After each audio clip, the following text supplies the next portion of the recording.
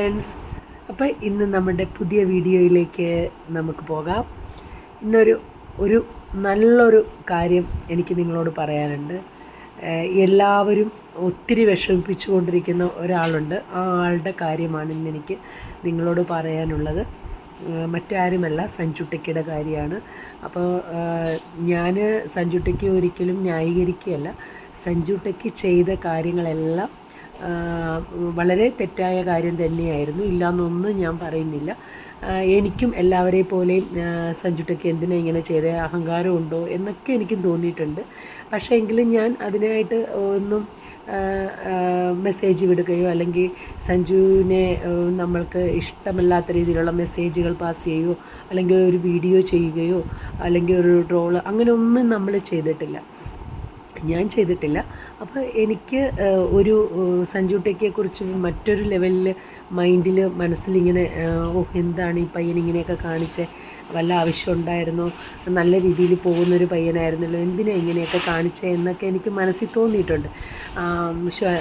ചിലപ്പോൾ ഞാൻ ഓർത്തത് ഒരു പക്ഷേ കഷ്ടകാലം കൊണ്ടായിരിക്കാം.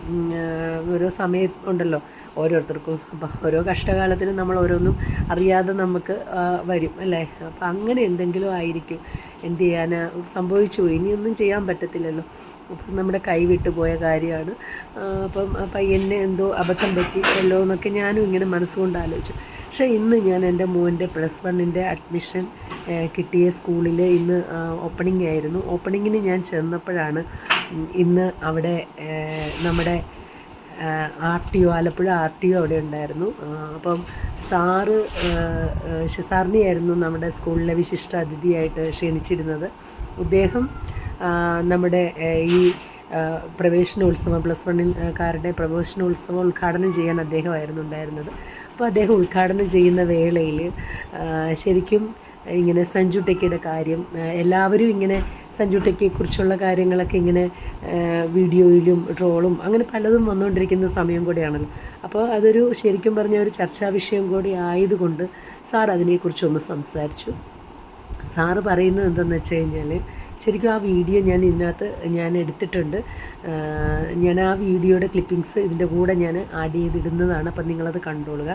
നമ്മൾ ഉദ്ദേശിക്കുന്ന ലെവലിലല്ല ശരിക്കും പറഞ്ഞാൽ സഞ്ജുട്ടയ്ക്ക് വെറും ഒരു പാവമാണ് എന്നാണ് സാറ് പറഞ്ഞത്.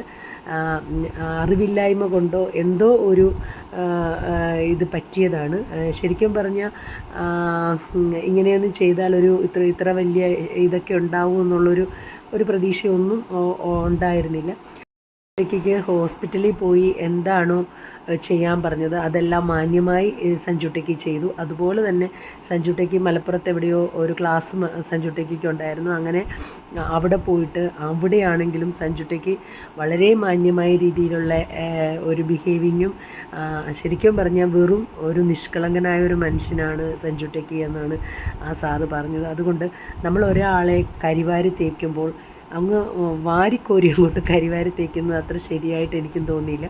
പിന്നെ ഓക്കെ, ഗണേഷ് കുമാർ സാറ് പറഞ്ഞത് അതിൻ്റെ തെറ്റുകളും അല്ലെങ്കിൽ ഇന്നത്തെ കാലത്ത് ഈ പ്രായത്തിലുള്ള കുട്ടികൾ ചെയ്യുന്ന കാര്യങ്ങളും ഒക്കെ തെറ്റായ കാര്യങ്ങളെക്കുറിച്ചൊക്കെ പറഞ്ഞതൊക്കെ കറക്റ്റ് തന്നെയാണ്. അതുപോലെ തന്നെ MVD പറയണതും RTO ഒക്കെ പറയുന്നതൊക്കെ കറക്റ്റാണ്, ഇല്ലയെന്നല്ല. പക്ഷേ നമ്മൾ ഉദ്ദേശിക്കുന്ന പോലെ ഈ ഒരാളെ ഇട്ട് ഇങ്ങനെ അഹങ്കാരിയാണ്, അവൻ അങ്ങനെയാണ്, അവന് ഇങ്ങനെയാണ് എന്നൊക്കെ പറഞ്ഞ് അങ്ങനെയൊക്കെ ചെയ്യുന്നതും പല രീതിയിലിട്ട് ക്രൂശിക്കുന്നതും ശരിയല്ല. ഇന്നല്ലെങ്കിൽ നാളെ കഷ്ടകാലം എന്ന് പറയുന്നൊരു സംഭവം എല്ലാവർക്കും വരാം. അപ്പോൾ പറഞ്ഞാൽ നമുക്കൊക്കെ വരാം അല്ലേ. അപ്പോൾ അത് നമ്മളും എല്ലാവരും എല്ലാ കാര്യങ്ങളിലും ജ്ഞാനം ഉണ്ടാവണം എന്നില്ല. അങ്ങനെയായാൽ പിന്നെ നമ്മളെ ആരും ഉപദേശിക്കാനും പിടിക്കാനും ഒന്നും വരേണ്ട ആവശ്യമില്ലല്ലോ. അപ്പോൾ അതുകൊണ്ട് നമ്മളൊരാളെ മോശം പറയുമ്പോഴും അല്ലെങ്കിൽ അതിൻ്റെ തെറ്റും ശരിയൊക്കെ മനസ്സിലാക്കാതെയും ഇനി പിന്നെ പറയേണ്ട ഉദ്യോഗസ്ഥർ അവർ പറയുന്നത് അവരുടെ നിയമം വെച്ചുള്ള കാര്യങ്ങൾ പറയുന്നു, കോടതി പറയുന്നതും ഒക്കെ നിയമം വെച്ചുള്ള കാര്യങ്ങളും അല്ലെങ്കിൽ അതൊരു തെറ്റായ സന്ദേശമാണ് സമൂഹത്തിന് കൊടുത്തത്, അതുകൊണ്ട് അവന് ശിക്ഷ കൊടുക്കുന്നു. അതിൽ ഒരു തെറ്റെന്ന് പറയാൻ പറ്റത്തില്ല. പക്ഷേ മനുഷ്യരെല്ലാവരും കൂടെ ഇട്ട് വാരിക്കോരിയിട്ട് ദ്രോഹിക്കുന്നത് മനസ്സിലാക്കുക. അതത്ര നല്ലൊരു ശരിയായ ഒരു മാർഗ്ഗമായിട്ട് എനിക്ക് തോന്നിയില്ല. ഞാൻ പേഴ്സണലി എനിക്ക് സഞ്ജു ടെക്കിയെ അറിയത്തൊന്നുമില്ല, ഞാൻ കണ്ടിട്ടുണ്ട് പക്ഷേ അറിയത്തൊന്നുമില്ല. പക്ഷേ എന്നാൽ പോലും നമ്മളൊരാളെ ഇങ്ങനെ നമ്മുടെ വീട്ടിലും ആ പ്രായത്തിലുള്ള പിള്ളേരൊക്കെ ഉണ്ടെങ്കിൽ ഇങ്ങനെ ഒരാളെ വളഞ്ഞിട്ട് ആക്രമിക്കുക എന്ന് പറയുന്നത് അത്ര ശരിയല്ല. ഗവൺമെൻറ് വേണ്ട നടപടികൾ എടുക്കുന്നുണ്ട്, അതിന് വേണ്ട കാര്യങ്ങൾ ചെയ്യുന്നുണ്ട്. എന്തായാലും അതിൻ്റെ ഫലങ്ങൾ അനുഭവിക്കുന്നതും സഞ്ജു ടെക്കി തന്നെയാണ്, നമ്മളാരുമല്ല. അപ്പം എന്തിനാണ് ഇങ്ങനെ പിന്നെയും നമ്മളും കൂടെ വാരിക്കോരി ഒരാളെ ഇങ്ങനെ ഇട്ടിതാവുന്നത്? പുള്ളിയുടെ അവതരണ ശൈലി അതാണ്, അതുകൊണ്ടാണ്. അതിനെ അങ്ങനെ നമുക്ക് പറയാൻ പറ്റില്ല. ഇപ്പം എൻ്റെ ഒരു അവതരണ ശൈലി ഇതാണ്, എനിക്കിങ്ങനെ പറയാനേ അറിയാവുള്ളൂ. എനിക്ക് കാറിക്കൂവി അങ്ങനെ പറയാൻ എനിക്കറിയില്ല. കാർത്തിക് സൂര്യ പറയണ കണ്ടിട്ടില്ലേ, തലയിട്ട് ഇങ്ങനെ ആട്ടി, അങ്ങനെയൊക്കെ പറയുന്ന ഓരോരുത്തരുടേതായ രീതികളാണ്. അപ്പം സ്ട്രെല്ല് കണ്ടിട്ടില്ലേ, മുഖംമൂടി വെച്ചിട്ട്, മുഖംമൂടിയല്ല ഹെൽമെറ്റ് വെച്ച്, അല്ല ഇന്ന് വരെ മുഖം കണ്ടില്ല. ഓരോരുത്തരുടെ സ്റ്റൈലാണത്. അത് മനസ്സിലാക്കുക. അത് എങ്ങനെയാണ് ജനങ്ങളെ കയ്യിലെടുക്കേണ്ടത് എന്നുള്ളൊരു രീതിക്ക് ചെയ്യുന്നതാണ്. നമ്മൾ ഒരാളെ വളഞ്ഞിട്ട് ആക്രമിക്കുന്നതൊന്നും അത്ര നല്ല കാര്യമല്ല. അപ്പോൾ ഏറ്റവും നല്ല രീതിയിൽ നമുക്ക് ഒരാളെ നമ്മളിപ്പോൾ ഒരാൾ മോശമായി എന്തെങ്കിലും കാണിച്ചു, അല്ലെങ്കിൽ ഒരാൾ സമൂഹത്തിനൊരു തെറ്റായ കാര്യങ്ങൾ ചെയ്തെങ്കിൽ അയാളെ നല്ല വാക്കിലും നമുക്ക് കാര്യങ്ങൾ പറഞ്ഞ് ബോധ്യപ്പെടുത്താം. ഇപ്പോൾ ഗവൺമെൻറ് അതിന് വേണ്ട നടപടികളെല്ലാം കാര്യം പോലെ ചെയ്യുന്നുണ്ട്. അപ്പം നമ്മളതിൽ കയറി ഇടപെട്ട് അയാളെ പിന്നെയും ഒരു മോശക്കാരനാക്കുന്നത് കാണുമ്പോൾ നമുക്കൊരു സങ്കടം തോന്നി എനിക്ക്. എന്തായാലും ഞാൻ ശരിക്കും പറഞ്ഞു കഴിഞ്ഞാൽ ഇന്ന് എനിക്ക് ഭയങ്കര സന്തോഷം തോന്നി. കാരണം ആ സ്കൂളിൽ, മോൻ്റെ സ്കൂളാണ്, അപ്പോൾ സ്കൂളിൽ ഒരു ഹോള് നിറച്ച്, അതായത് തിങ്ങി നിറഞ്ഞായിരുന്നു ജനങ്ങളുണ്ടായിരുന്നത്. അതായത് പേരൻസ് ഉണ്ടായിരുന്നു, കുട്ടികളുണ്ടായിരുന്നു. അതും +1 +2 ഒക്കെ പഠിക്കുന്ന കുട്ടികളുണ്ടായിരുന്നു. പേരൻസ് ഇഷ്ടം പോലെ, മറ്റ് വിശിഷ്ടാതിഥികൾ ഒക്കെ ഒത്തിരി പേരുണ്ടായിരുന്നു. എല്ലാവരുടെയും മുന്നിൽ ശരിക്കും പറഞ്ഞു കഴിഞ്ഞാൽ സഞ്ജു ടെക്കി എന്ന ഒരാളുടെ നിരപരാധിത്വം, അതായത് അയാൾ തെറ്റ് ചെയ്തില്ല എന്നല്ല അദ്ദേഹം പറഞ്ഞതൊരിക്കലും. അയാൾ ചെയ്ത തെറ്റിൻ്റെ വ്യാപ്തി എന്താണെന്നുള്ളത് അറിയാതെയാണ് പുള്ളി ചെയ്തതെന്നും, അദ്ദേഹം നിങ്ങൾ ഉദ്ദേശിക്കുന്ന പോലെ ഒരു ഭയങ്കരനാണെന്നോ അല്ലെങ്കിൽ ഒരു അഹങ്കാരിയാണെന്നോ ഒന്നും ഞങ്ങൾക്ക് തോന്നിയിട്ടില്ല. എന്ന് വെച്ചാൽ അതിൻ്റെ വീഡിയോ നിങ്ങൾ കണ്ടു നോക്ക്, അപ്പോൾ നിങ്ങൾക്ക് മനസ്സിലാവും. അതുകൊണ്ട് ശരിക്കും പറഞ്ഞു കഴിഞ്ഞാൽ ഗവൺമെൻറ് ഉദ്യോഗസ്ഥർ വരെ, അതായത് RTO വരെ, ആലപ്പുഴ RTO വരെ സഞ്ജു ടെക്കിയെക്കുറിച്ച് പറയുന്ന ഇതാണ്. അപ്പം നമ്മളിങ്ങനെ മനുഷ്യർ വെറുതെ കയറി കിടന്ന് ആവശ്യമില്ലാതെ പറഞ്ഞ് അദ്ദേഹത്തിൻ്റെ ഒരു ലൈഫിൽ കയറി കിടന്ന് കളിക്കുന്നത് അത്ര ശരിയായിട്ട് തോന്നിയില്ല. അപ്പോൾ എല്ലാവരും വീഡിയോ കാണുക, കണ്ടിട്ട് നിങ്ങളതിൽ വിലയിരുത്തുക. ഞാൻ ആരെയും സമർത്ഥിക്കുകയല്ല, നിങ്ങളങ്ങനെ വിചാരിക്കരുത്. ഞാൻ ആരെയും സമർത്ഥിക്കുന്നതല്ല. എനിക്ക് നേരിൽ കിട്ടിയ ഒരനുഭവം, ഞാനിത് കണ്ടുകൊണ്ട് നിൽക്കുവാണ് വീഡിയോ, അതുകൊണ്ടാണ് ഞാൻ ഈ വീഡിയോ എടുത്തത്. അപ്പോൾ ആ വീഡിയോ നിങ്ങൾക്ക് കേൾക്കുമ്പോൾ മനസ്സിലാവും ഇത് ഞാൻ പറയുന്ന കാര്യമല്ല, RTO പറയുന്ന കാര്യമാണ്. അപ്പോൾ അദ്ദേഹത്തിനും ഉണ്ട് മക്കളൊക്കെ. അപ്പോൾ അദ്ദേഹത്തിന് നല്ല മാന്യമായി സംസാരിക്കുന്ന, അദ്ദേഹത്തിന് സ്കൂളിൽ നിന്ന് പൊന്നാടയൊക്കെ അണിയിച്ചാണ് സ്കൂളിൽ നിന്ന് നമ്മൾ യാത്ര അയച്ചത്. അത്ര നല്ലൊരു മനുഷ്യനാണ്. അപ്പോൾ അദ്ദേഹം പറഞ്ഞ കാര്യങ്ങളും എല്ലാം കോടതിയാണേലും MVD ആണേലും RTO ആണേലും അതുപോലെ തന്നെ ഗണേഷ് കുമാർ സാറാണേലും അവരൊക്കെ പറയുന്ന കാര്യങ്ങളിൽ അവർക്ക് നിയമം വെച്ചേ കാര്യങ്ങൾ സംസാരിക്കാൻ പറ്റുള്ളൂ. അല്ലെങ്കിൽ ഒരു ചീത്ത സന്ദേശം സമൂഹത്തിലേക്ക് പോയി, അതുകൊണ്ടാണ് അതിനു വേണ്ടി സഞ്ജു ടെക്കിക്ക് വേണ്ടിയിട്ടുള്ളൊരു നിയമങ്ങൾ അവർ ആ രീതിയിൽ കൈകാര്യം ചെയ്തു. അതിന് നമ്മളും കൂടെ ഒരാളെ ക്രൂശിക്കുന്നത് ശരിയല്ല എന്ന് തന്നെയാണ് എനിക്ക് പറയാനുള്ളത്. അപ്പോൾ നമ്മളൊരു തെറ്റ് ചെയ്താൽ അത് ഗവൺമെൻറ് നോക്കിക്കോളൂ, അല്ലെങ്കിൽ നമ്മളെന്തിനാണ് അതിൻ്റെ പുറകെ നടക്കുന്നത്. അപ്പോൾ ഓക്കെ, ബൈ. നിങ്ങളെല്ലാവരും വീഡിയോ കാണുക. പറഞ്ഞില്ല, സഞ്ജു ടെക്കിയുടെ കൂടെ ക്ലാസ്സിലിരുന്ന് പഠിച്ചത് ഞങ്ങളുടെ കമ്മിയായിട്ടുള്ളതാണ്.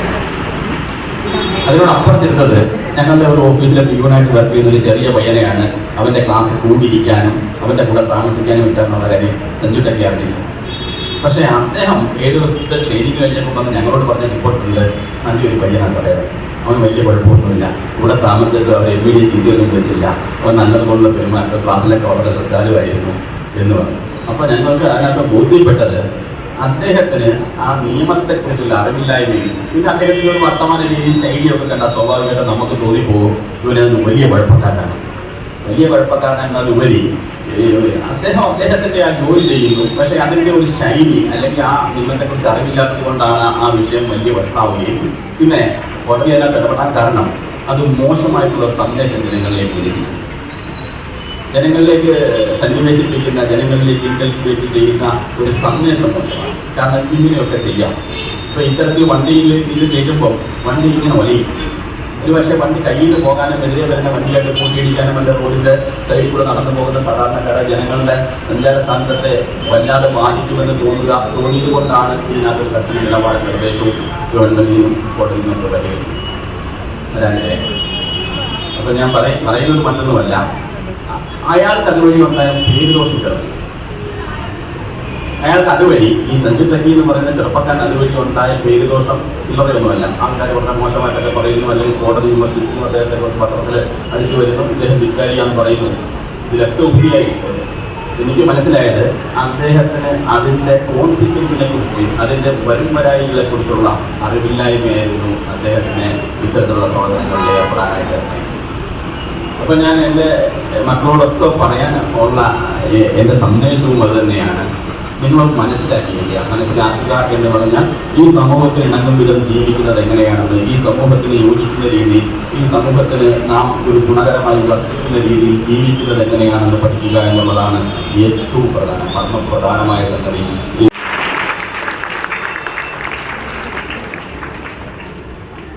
സ്കൂൾ പ്രിൻസിപ്പൽ ശ്രീ പത്മ ടീച്ചറുടെ ആദരം എടുത്തത്.